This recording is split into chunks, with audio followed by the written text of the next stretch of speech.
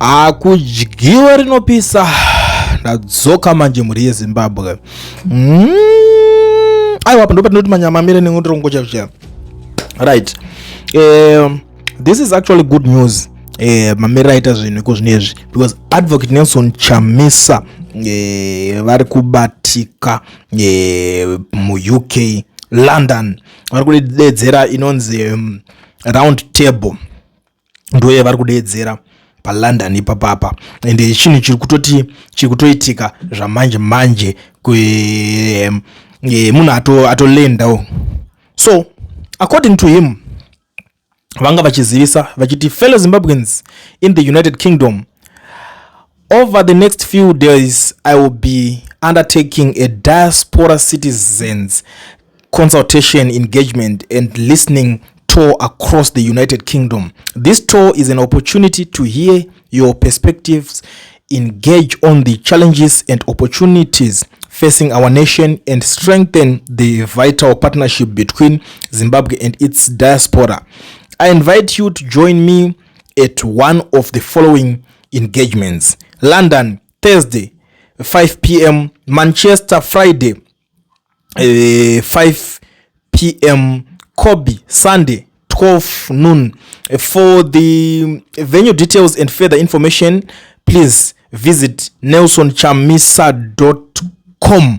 ndo round table yavo vanenge vachidedzera, saka munongobatika ipapapa. But let's talk about the Zimbabweans in the comment section. Unoziva kuti tonoswerapo guys, tozvidawo manje nyaya idzodzi ndo dzatinoda, ende tinoita tichibhema mhiripiri mazimba vese vanoda nyaya. Team Diaspora, let's deal with this now. Right, umwari kuti law, are you for real? Round table and reach out at this time. The country is in a mess right now and you still want to discuss. You might as well let Vanhu do as they please and you enjoy your life as a citizen. Stop taking people for a ride. Ndo imwe iri kutaurika panapa. Umwe akati aiwa, citizens in the diaspora are unhappy that you ignore the CAB 3 issue. We also condemn all forms of violent. Mumwe ari kupindura ari papapa, but pazoita umwe andichikora mbabvu manje aiwa uyo anobhema mhiripiri zvikanzi batai homwe. This is an outrage program seinongoitwa nemamwe macharlatan. How many colors, years or decades do you need to understand that this Nikombo is a ZANU-PF scheme designed to buy time as they babysit you? Mumwe ari kutaurawo maonero ake, but pakuzoti batai homwe apa ko mari yacho inenge yanzi ibudiswe nariko awada musadaro kobada. Yes, nyaya dzokubudisana kwemari dzedzi,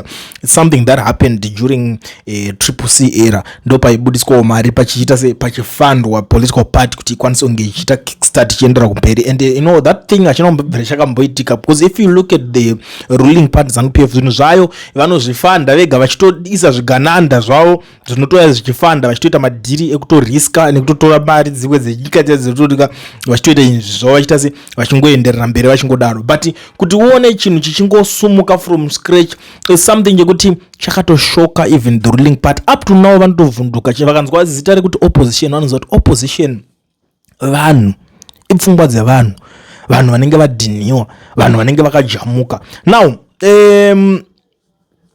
it's a bit too late, homeboy. You should have considered these constituents before Triple C, after forming Triple C, and even before you ran away from Triple C. Now that CAB 3 is on law, wouldn't you have been wiser to consult before it did? What must we tell you now? The water is under the bridge. Mumwe ari kutaurawo ane nekudisappointika. You know, the reason why is that zvakubowa manje, because kudhara vanhu vaikwanisa kungoenda vanovhotera president vanenge vachida direct muballot. Baba ungosvika watongoti ndikuda nhingi tswa obva watomuvhotera. But izve so hakusisina izvozvo, wauda kutovhotera MP wako ofesi, unovhotera MP ndiye achazonokusarudzira kuti ari kunakirwa nemunhu upi waari kunzwa wauda kuti aite wake. So it's going to be difficult, honestly speaking. Now President Chamisa, who's president, which party is he president of? This guy takes people who voted for him fools. He hasn't engaged Zimbabweans who reside in Zim to hear their perspectives, and he is rushing to engage those in diaspora. There is only one reason: money. No. Citizens engagements yakaitwa ipapo pambacho ngatitaure zvinhu zvedu nemafacts mazimbabwenzi andozviziva kuti munogona kunge makatsamurira dzimwe nyaya dzemune makatsamurira, but citizen engagements yakaitwa one pachitauro paipai pakatopa asati atobva kutriple ndo citizen engagements yacho yaitwa ka achitaura kuti saka toita sei panapa parowa marecalls and stuff, toita sei panapa achitaura nevanhu achinzwa pfungwa dzevanhu. Saka I don't see anything wrong pane chinhu chacho chocho, even pakufambirawo vanhu isusu vediaspora zvizvi zvinonakidza kungouya kana mune zvemene mutaura muchitaura ipa, because most of the times nguva inogona kuzomboshayikwa. Now mwari kuti respectfully say your timing is always unfortunately off. Secondly, we don't understand why are you not willing to partner with other opposition progressives and continue to be a one-man leadership band. Lastly, people are tired of engaging with you for your constant lack of action. Ndo imwe iri kutaurikawo panapa iyi nemumwe zvakawanda vanhu vane hasha kwavatizoonati vanhu vari kubhema mheripere. Umwe ari kuti ZANU-PF itori nane zvayo, umwe ari kuti aiwa the UK has less than 150,000 Zimbabweans. This is 0.9% of the Zim population. What will they say that can represent Zimbabweans crowdfunding? Muzadaro mirai kubhema mhiripiri man, chii chiri kudaro chocho chekuita kuti mutaure zvinhu zvakadaro. Umwe ari kuti please don't come, you are a part of system, you are being used to disturb real fight, you have been sent to assess the mood of the people, please stay away. Mumwe ari kutaura zvaari kutaura akuvana musadaro. Umwe ari kuti hapana, imagine next elections are in 2030, they can extend that 2037, they are already talking about it. This is why Zimbabweans are saying we need to fight Cap 3. Iwe uchiti there is no constitution to talk about. What's there to discuss now? Ndo mumwe mubvunzo wabva warerekedzwa nemumwe kanzi kana muchiti hakuna there is no constitution to talk about, ko imimi kana makuda kutaurawo zvekudiscussa muchii chekuda kudiscusswa wada musadaro right. Mwari kuti aiwa tichitambisire zvedu nguva dzedu, you refuse to listen to many of us long before even the last elections. You basically watched whilst my social media influencers castigated anyone who held a different or dissenting view, dismissing them as fake neutrals and subjecting them to ridicule. Kana pane chinhu one chandava kubvumirana nemi, it's godinziniti yenyu iya, cause isu sevanhu venyama dzimwe dzenguva we cry for tisingazive hedu Mwari vanenge vachiziya hake. You are a classic example of textbook case chaiyo yekuti not every disappointment is truly a loss. Ndo imwe iri kutaurwa panapa zvikanzi welcome to London. Unosangana nemagunanzi shamwari muLondon mune magunanzi, but vanhu vacho varimomo vari kubhema mhiripiri. Uchaudziridzwa ipomo vavana musadaro. I'm afraid it's too late. You should have done this before they passed the Cap 3. That was a perfect time for a round table to discuss on ways to stop it. That alone could have attracted thousands of people. Sorry to say, but we have lost hope in you, say. Right. Vanotara vachiti we ine zvangu personally I don't agree nemunhu anotaura chinhu achiti we. Ingoti I, because ukati we wakuda kuisa mwe ani ipapo. Do you know kuti even zvinhu zvaunotofunga iwo uchiti zviri right, chero mukadzi wako changu ngasingawirirani newe zvokutaura, but because of pamwe ari kungoti alright kwasho arisitotya kukuboha uri mwana wako cheche anogona ngasingawirirani nema-ideas ako. Saka by using the word we sometimes it's not fair, honestly speaking, but ameno kuti muchaitorowo senyaya iyoyi because niniwo ndangoona kuti apapa pamwe pacho panenge pachibhaizikawo zvinhu zvinenge zvitaurwa nevana vevhu. When it matters most, you backtrack. When the battle hardens, you disappear and leave the citizens at the mercy of the regime. You fail to lead in face of the most fraudulent election and most brazen electoral theft. Honestly, I lost hope in your leadership style won't come. Mumwe wari kutaurawo zvinhu zvake akomana musadaro wako chiko wako pauk apo vakomana maita hanzi itai saizvozvo president tiri kumashure kwenyu zvenyu takamirira chapwati. Yes, chapwati to the world. Akomana uk sanganai nechapwati in peaceful. Haikona kudaro man. The establishment and its minions are not happy that you shaking the base now. Everyone is all here fighting Chamisa instead of ZANU-PF. Zimbabweans are something else. Law, that's true. But for the why? Why are you fighting him, guys? Why? Uda fighter munada to fire to fight out. Man, I'm sadaro man. But not be UK one exposure. Those are no far diaspora. Team diaspora UK exposure. What UK are you? Vanhu vakuru zvibaba. I love my people in UK. Shout out to everyone who is in UK. Ndimi zvibaba baba munoita zvinhu zvifambe. Ndimi kama katanga kusponsor kufanda triple C kuti tange kuta kickstart saka totadzine kurespect. Shout out to everyone who is in UK. Everyone who participated. I understand that some people havana kwanisa kunge vachicontribute because havangasingadi kuparticipate, but do you know that those days even vanhu Veku ZANU-PF vakaparticipate vakacontribute kuti chinjaya chiti kickstart. Why? Because this thing chikangogenda momentum you never know, because umwe munhu anenge atoboyikana hake akatonyara kuti but okay so vari kuita fundraising. Yes, let me put my dollar there so that it will help the programs to move forward. Also day mangwana akomanaka umwe ari kuti zvoni vakuru vakuda mari manje. Why the diaspora muchisiya the real voters? Munhu akazviwanira kadhiri kake. People in diaspora vanovota. Don't say that. Do you know kuti, let me tell you something. The reason why vanhu vari mu UK vakanyanya kurwadziwa nenyaya yeChamisa, it was because most of the people who were in the UK vakati yangu yakunovhota. Vanhu vatenga matiketi endege baba, vakaenda vakasvika vakavhota. Da kuti munyatsonzwisisa peni yacho. One, unosvika ubva wavhotera kansela wetriple C like what they did, vavhotera MP wetriple C, ndobva vavhotera president wetriple C. Da kuti munyatsoibata iyi formation iyi. Right, risiza kuti bva rabuda gwa zvikanzi president wenyu ajekiwa. Saka pa vanhu 3 waunenge wavhotera hameno yetiketi tichazotaura zvedu, wobva wasara nevanhu vangani 2, kansela nani naMP. Ndobva kwaya cyclone shabangu baba, yakabvuraudza, yakanetsa, yakakukuzva, ikasvika ichinorwa pese pana kansela pana MP pananiko ndianiko senator urikuda ani urikuti meya here ani wacho, yakakukuzva zvese. Saka ndobva wazonzwa pakunzi president wachati handichade zvepolitical partation, ndaresigna. Pasati papera kugadziriswa that mess yange yatogadzirwa, pasati pakwanisa kutsvagwa plan dzekustopa that cyclone shabangu already. Uri kuona zvinhu zvakaitika. So it's not something chekuti munokwanisa kuchitora easy. Zvinhu zvokuti nemuromo mungongoti zvinowanika izvi mani chiku hapana zviriko ndimega matanga here. Is this the first time?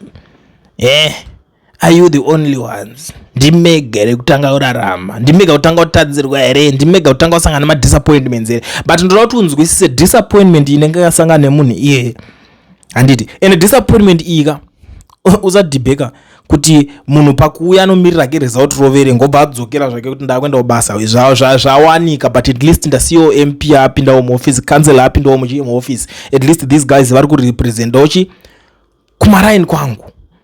Obva wanzwa kuti vabhiswa necyclone shabangu aiwe, obva wanzwa kuti already president waurumboti at least, but tinauya achazomira minobhata abva. Guys, zvinhu zvakarema kuti achitaura nevanhu kuti ndashaya plan kana kuti solution yekuti ndikwanisa kunge ndichimisa this cyclone shabangu. Mareasons anozikanwa naye kuti zvinozati pamwe pacho vanokasika kuona kumana kuti ndoda kutraya kurwa wangu pana, but zvinhu zvandoda kurwa nazvo zvakakurisa kundarika izvi zvinondikosta. And then ndobva vasiya chakadaro chinhu ichi.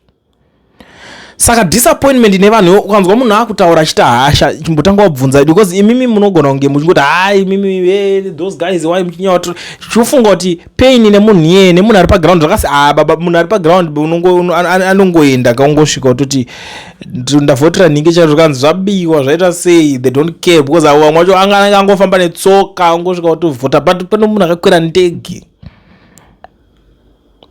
imi it's not that easy. So ndino understand zvangu hasha idzodzi, that's why ndichitolerate hasha idzodzi zvekudaro. Now umwe ari kuti can't wait to swap stories over a proper British Cooper. Let's turn on the challenge into we are stepping into the future. We will reclaim what belongs to us. Our country can't be ruled without value consensus from citizens. Baba Chamisa chete chete. Yes, Chamisa chete chete. Mnenge magona magadaro. You are running away from 31 July and I want to make it seems you were doing something. Please, we have enough of you. We had enough of chico dare. Money scheme diaspora being first port of call. Diaspora kunotsvaga mari and distraction at hard pakashata chii chakadaro ichocho musadaro kumana ma consultations aka asi vanhu vakawanda vari kunetseka nechinhu chimwe chete. Cap 3 ed akatotambudza zimu kupfuura makore 37 amugabe mumaonero evakawanda. Tinonzwa zvamuri kutaura asi mubvunzo mukuru ndewekuti kushaya uku kuchabatsira here kudzokera kana kumisa Cap 3 kushanya uku hanzi kushanya kwamuri kuita kuchabatsira kana kumisa Cap 3.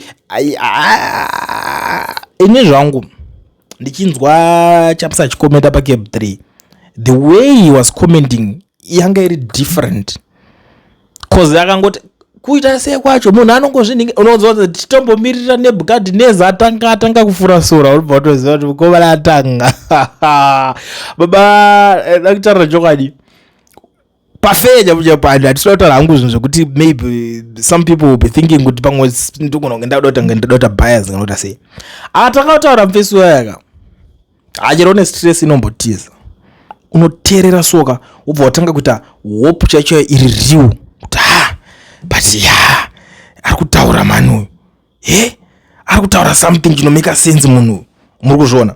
So kuzonzwa munhu ari kuningina inini ndinozvigamuchira zvangu kuzonzwa munhu akupopota aiwa musadaro makomana chimbomirai kudaro right.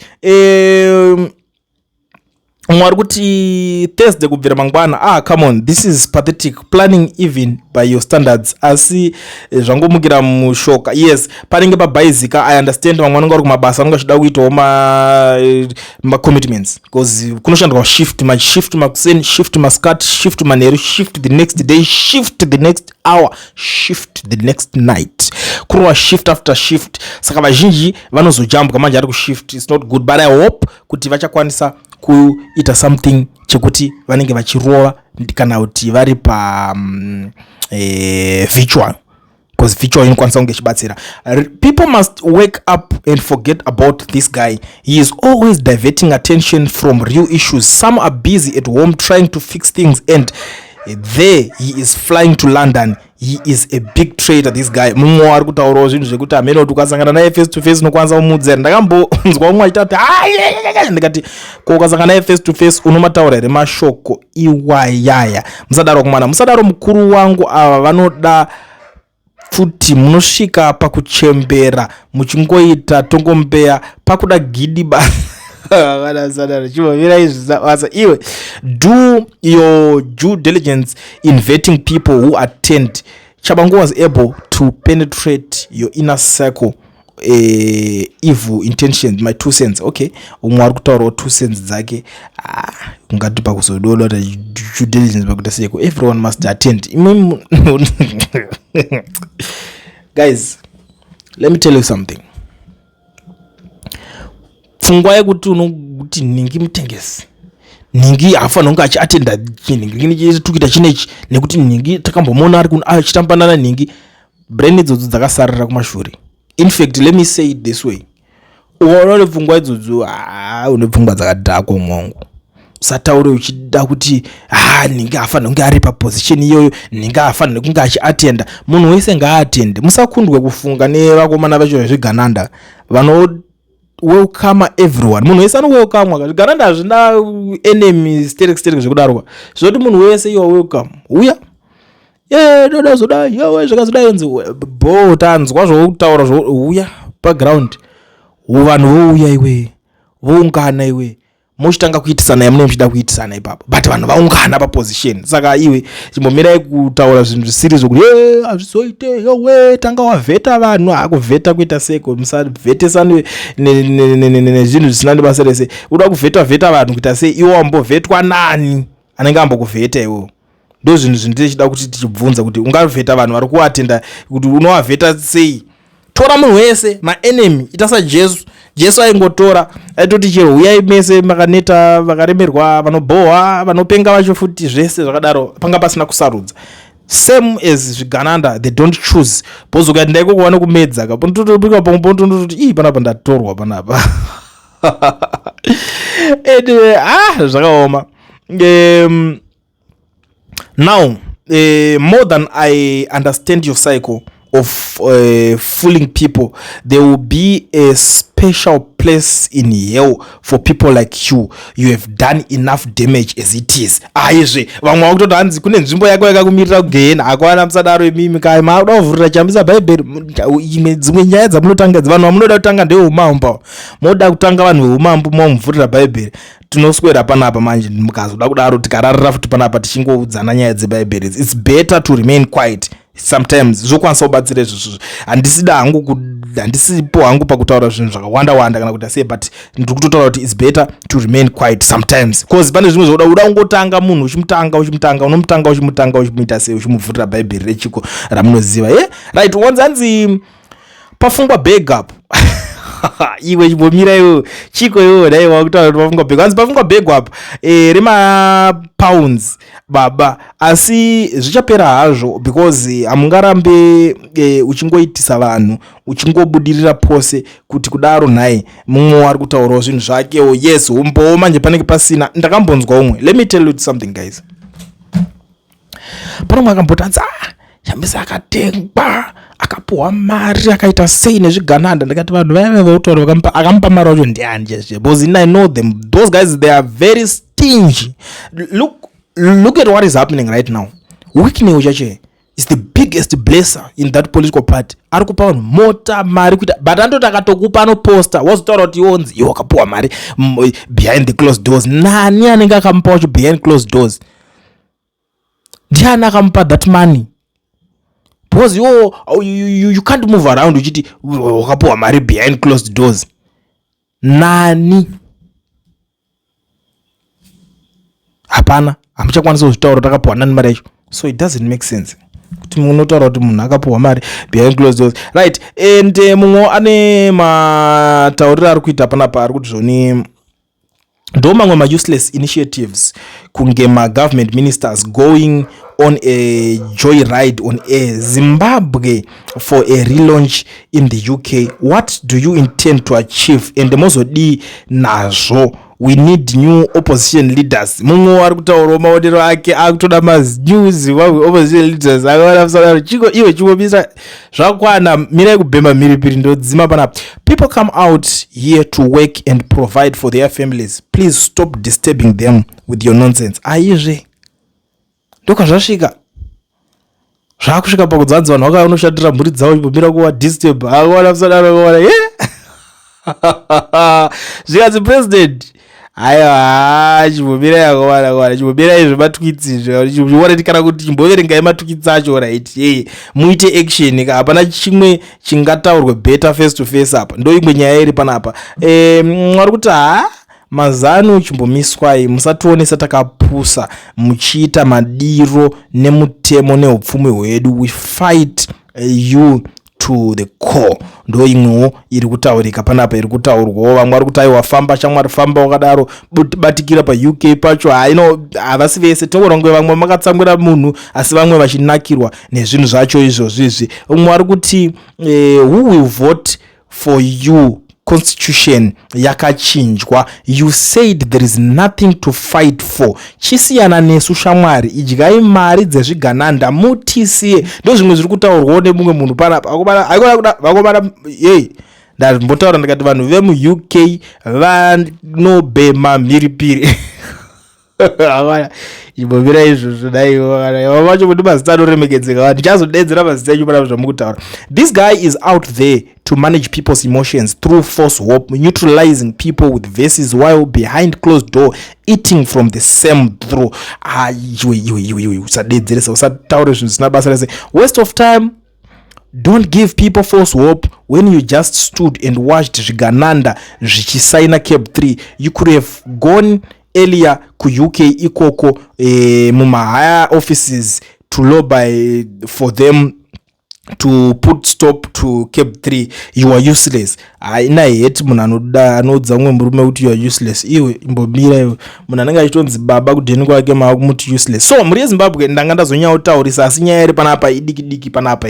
Chamisa is in UK right now and he is inviting people kune ari kuti round table. Ari kutaura kuti zoni a new hope for Zimbabwe, an exclusive invitation. You are invited to a interactive round table conversation and engagement with President Nelson Chamisa. London Round Table, a landmark series of strategic conversation bringing together Zimbabwe's diaspora community across professional, academic, pastoral and media spheres. Saka ndopa budisa tsamba yake iyo achitaura kuti fellow Zimbabwean citizens in the United Kingdom, over the next few days I will be undertaking a diaspora citizens consultations engagement and listening tour across the United Kingdom. This tour is an opportunity to hear your perspectives, engage on the challenge and opportunities facing our nation and strengthen the vital partnership between Zimbabwe and diaspora. I invite you to join me at one of the following engagements. Saka London pa Thursday 5 p.m. ndo nguva dzamunenge muchibatana. Friday Manchester 5 p.m. Kobe Sunday 12 noon. For venue details hanzi munobata panonzi pa munongota nelsonChamisa.com. Ipapo chete mubva mapinda. Anyways, thank you so much Murezi Zimbabwe for tuning in. But viti I will be back tione sana, but this is what is happening. But I think apa ndanyazo mboenjoya kuti tandarika tichiswerera chinhu chacho chichizoona kuti pamberi apa zvichange zvakamira sei.